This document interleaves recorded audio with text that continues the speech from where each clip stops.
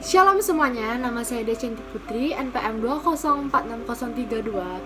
Pertanyaan pertama, apa artinya manusia diciptakan menurut gambar dan rupa Allah?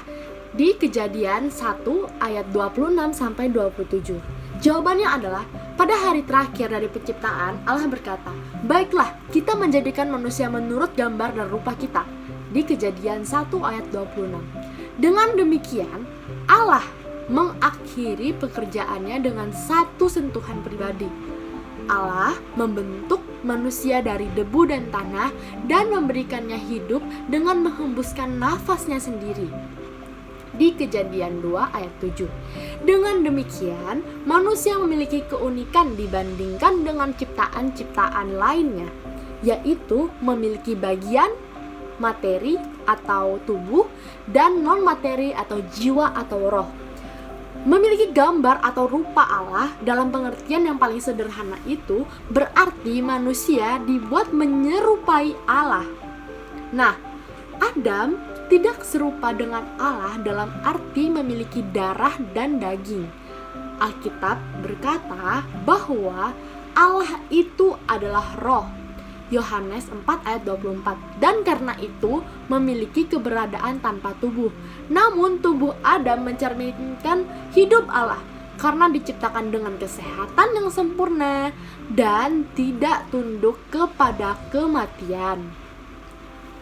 Gambar Allah menunjuk pada bagian non-material dari manusia. Nah, hal ini membedakan manusia dari binatang dan memampukan manusia mengemban kekuasaan sebagaimana direncanakan oleh Allah. Itu dijelaskan pada Kejadian 1 ayat 28. Dan memampukan manusia untuk berkomunikasi dengan penciptanya. Keserupaan ini termasuk dalam hal mental, moral, dan sosial. Secara mental, manusia diciptakan sebagai makhluk yang rasional dan berkehendak. Dengan kata lain, manusia dapat menggunakan pikirannya dan bisa memilih. Ini adalah refleksi dari akal budi dan kebebasan Allah. Nah, setiap kali seseorang menciptakan mesin, menulis sebuah buku, melukis pemandangan, menikmati simfoni, menjumlahkan hitungan, atau menamai binatang, dia menyatakan fakta bahwa ia diciptakan menurut gambar Allah. Nah, secara moral, manusia diciptakan dalam kebenaran dan kepolosan yang sempurna. Suatu refleksi dari kesucian Allah. Allah melihat semua yang diciptakannya, termasuk manusia, dan mengatakan sangat baik di Kejadian 1 ayat 31. Hati nurani kita atau kompas moral itu sisa dari keadaan yang asli itu. Ketika seseorang menaati hukum, berbalik dari kejahatan, memuji kelakuan yang baik, atau merasa bersalah, orang itu meneguhkan fakta bahwa ia diciptakan menurut gambar Allah. Nah, secara sosial manusia diciptakan untuk bersekutu. Hal ini mencerminkan tentang ketritunggalan Allah dan kasih-Nya. Di Taman Eden, relasi manusia terutama itu dengan Allah. Di Kejadian 3 ayat 8 menyiratkan persekutuan dengan Allah. Dan Allah menciptakan perempuan pertama karena tidak baik kalau manusia itu seorang diri saja, kata Allah. Di Kejadian 2 ayat 18. Setiap kali seseorang menikah, berteman, memeluk anak kecil, mengikuti kebaktian, dia menyatakan bahwa ia diciptakan menurut gambar Allah. Nah, karena diciptakan menurut gambar Allah, Adam memiliki kebebasan untuk memilih. Meskipun dia diberikan pribadi yang suci, Adam memilih berdosa dan memberontak melawan penciptanya. Dengan berbuat demikian, dia mencemarkan gambar Allah yang ada di dalam dirinya dan mewariskan keserupaan yang rusak itu pada semua keturunannya, termasuk kita. Di Roma pasal 5 ayat 12. Nah, saat ini kita masih memiliki gambar Allah. Yakobus 3 ayat 9. Namun harus menanggung bekas-bekas dosa secara mental, moral, sosial, dan fisik. Kita memperlihatkan efek-efek dari dosa.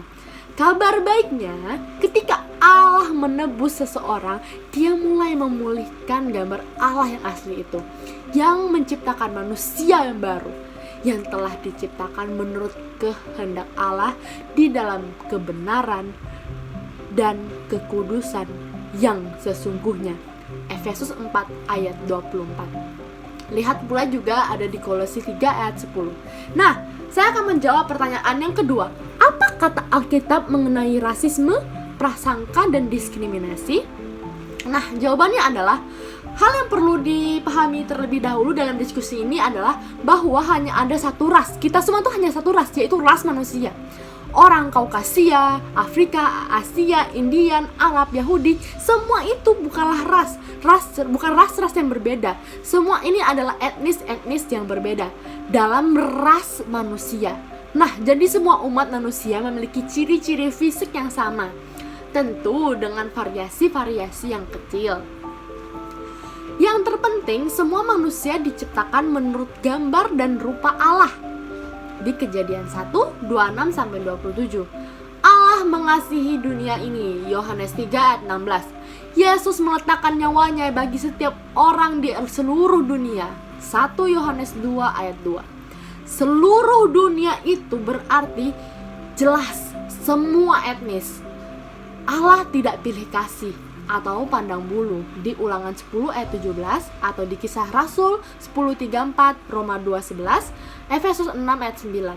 Kita pun tidak boleh demikian. Yakobus 2:4 menggambarkan orang yang melakukan diskriminasi sebagai hakim dengan pikiran yang jahat. Sebaliknya, kita harus mengasihi sesama kita seperti diri kita sendiri. Yakobus 2 ayat 8.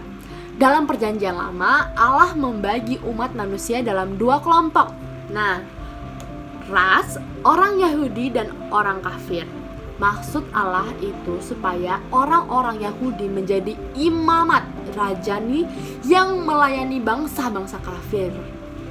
Sebaliknya, yang sering orang-orang Yahudi malah membanggakan status mereka dan menghina orang-orang kafir. Yesus Kristus mengakhiri hal ini dengan merobohkan tembok pemisah, yaitu perseteruan. Efesus 2 ayat 14. Segala bentuk rasisme, prasangka, dan diskriminasi itu sangat bertentangan dengan karya salib Kristus. Yesus memerintahkan kita untuk mengasihi satu dengan yang lain, sebagaimana Dia mengasihi kita. Yohanes 13 ayat 34. Kalau Allah tidak memandang bulu dan mengasihi manusia tanpa pandang bulu, tanpa memilih-milih, artinya kita perlu mengasihi orang-orang lain dengan standar setinggi seperti itu. Nah, pada bagian akhir di Matius pasal 25, Yesus mengajarkan bahwa apa yang diperbuat terhadap yang terkecil dari saudara-saudaranya, kita melakukan itu untuk Dia.